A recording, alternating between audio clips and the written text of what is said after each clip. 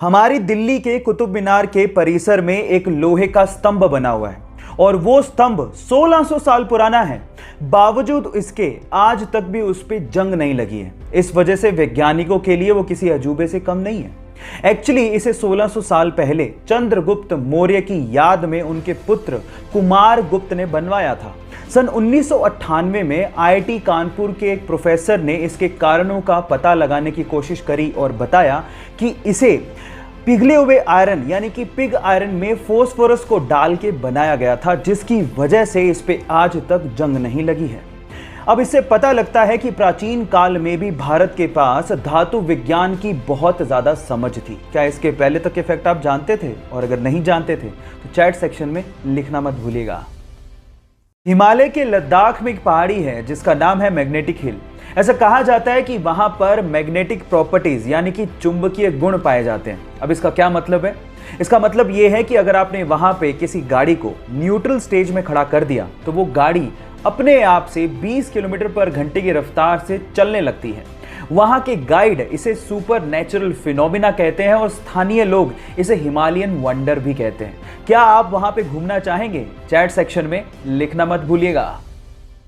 अगर मैं आप लोगों को दो अलग अलग बर्तन में सेम क्वांटिटी में, एक में ठंडा पानी और दूसरे में गर्म पानी भर के दूं और आपसे सवाल पूछूं कि इन दोनों में से पहले बर्फ में कौन कन्वर्ट होगा, तो शायद आप लोग जवाब देंगे ठंडा पानी, क्योंकि गर्म पानी को पहले ठंडे पानी के लेवल तक आना होगा और उसके बाद वो बर्फ में कन्वर्ट होगा, जिसमें समय ज्यादा लगेगा। लेकिन साइंस ऐसा नहीं कहती। साइंस एक्सपेरिमेंट के हिसाब से गर्म पानी ठंडे पानी की तुलना में पहले बर्फ में कन्वर्ट होता है। इस इफेक्ट को एम्पेम्बा इफेक्ट भी कहते हैं और इसे आप घर पे भी ट्राई कर सकते हैं। इस फैक्ट के बारे में क्या आप पहले से जानते थे? और अगर नहीं जानते थे तो चैट सेक्शन में लिखना मत भूलिएगा।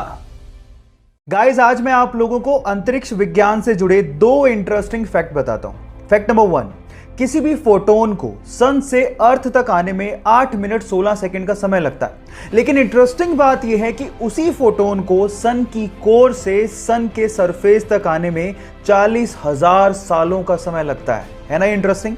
फैक्ट नंबर 2, मंगल ग्रह लाल क्यों है? उसका रीजन क्या है? उसका रीजन है जंग।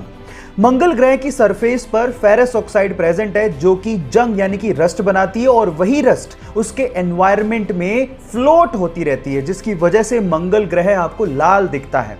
ये दोनों फैक्ट आपको कैसे लगे? चैट सेक्शन में लिखना मत भूलिएगा। अगर मैं आपसे सवाल पूछूं कि इंडियन गवर्नमेंट द्वारा जारी किया गया ड्राइविंग लाइसेंस आप कौन सी कंट्री में इस्तेमाल कर सकते हैं, तो आप लोग क्या जवाब देंगे? आप लोग कहेंगे कि कैसा सवाल है, ऑब्वियसली इंडिया में।